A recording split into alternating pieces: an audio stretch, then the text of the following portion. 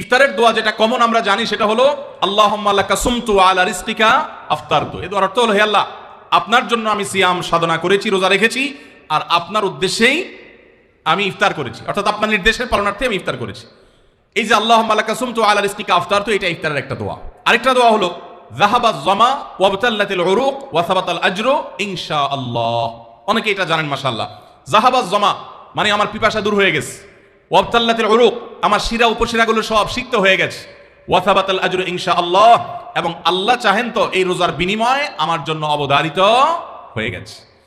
ভাইরা আমার, এই দোয়া ইফতারের পরে করবেন, আগে না।